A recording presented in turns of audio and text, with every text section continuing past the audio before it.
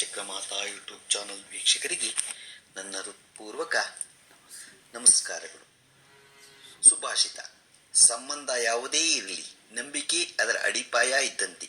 ನಂಬಿಕೆ ಎಷ್ಟು ಇರುತ್ತದೋ ಸಂಬಂಧ ಅಷ್ಟೇ ಗಟ್ಟಿಯಾಗಿರುತ್ತದೆ.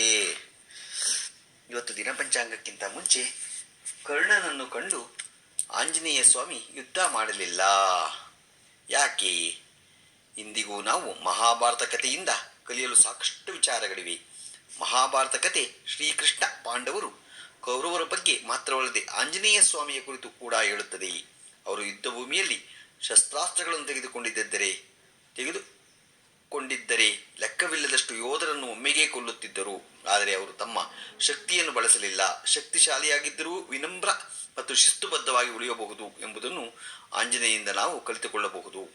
ಯುದ್ಧದಲ್ಲಿ ರಾಮನ ಅವತಾರ ಶ್ರೀಕೃಷ್ಣನನ್ನೇ ಬೆಂಬಲಿಸಿದ ಆಂಜನೇಯ ಮಹಾಭಾರತದ ಕಥೆಯ ಪ್ರಕಾರ ಶ್ರೀಕೃಷ್ಣನು ಕುರುಕ್ಷೇತ್ರ ಯುದ್ಧದಲ್ಲಿ ಅರ್ಜುನನ ಸಾರಥಿಯಾದನು. ಅದೇ ಸಮಯದಲ್ಲಿ ಅರ್ಜುನನ ರಥದ ಮೇಲೆ ಜೋಡಿಸಲಾದ ಧ್ವಜದ ಮೇಲೆ ಹನುಮಂತನ ತನ್ನ ಸೂಕ್ಷ್ಮ ರೂಪದಲ್ಲಿ ಕುಳಿತಿದ್ದನು.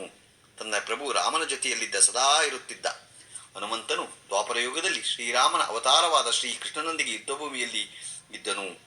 ಕರ್ಣ ಮತ್ತು ಅರ್ಜುನ ಇಬ್ಬರೂ ಸಹೋದರರು, ಇಬ್ಬರೂ ಒಂದೇ ತಾಯಿಯ ಮಕ್ಕಳು. ಆದರೆ ಇಬ್ಬರು ಬೇರೆ ಬೇರೆ ಕಡೆಯಿಂದ ಗುಂಪುಗಳಾಗಿ ಒಡೆದಾಡುತ್ತಿದ್ದರು. ಮಹಾಭಾರತ ಯುದ್ಧವು ತನ್ನ ನಿರ್ಣಾಯಕ ತಿರುವಿನತ್ತ ಸಾಗುತ್ತಿತ್ತು. ಕುರುಕ್ಷೇತ್ರ ಯುದ್ಧದ ಮೇಲೆ ಅನೇಕ ಯೋಧರು ಯುದ್ಧ ಮಾಡುತ್ತಿದ್ರು.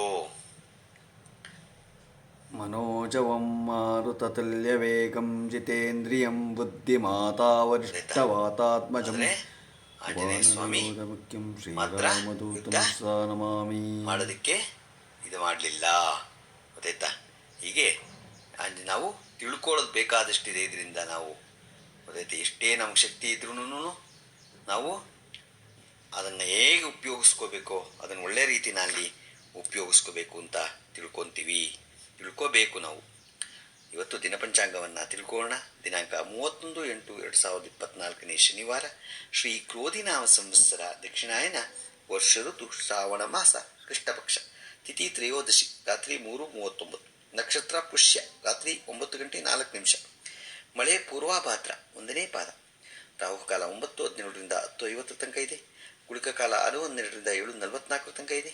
ಯಮಗಂಡ ಕಾಲ 1:55 3:38 ತನಕ ಇದೆ.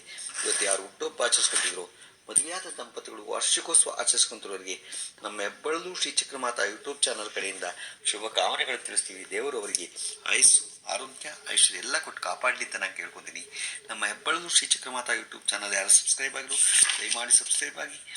ಇದು ನಿಮ್ಮದೇ ಚಾನಲ್ ಆಗಿಂದ ನಮ್ಮ ಲಿಂಕನ್ನು ಬೇರೆ ಗ್ರೂಪ್ಗಳಿಗೆ ಫಾರ್ವರ್ಡ್ ಮಾಡಿ. ನಮಸ್ಕಾರಗಳು.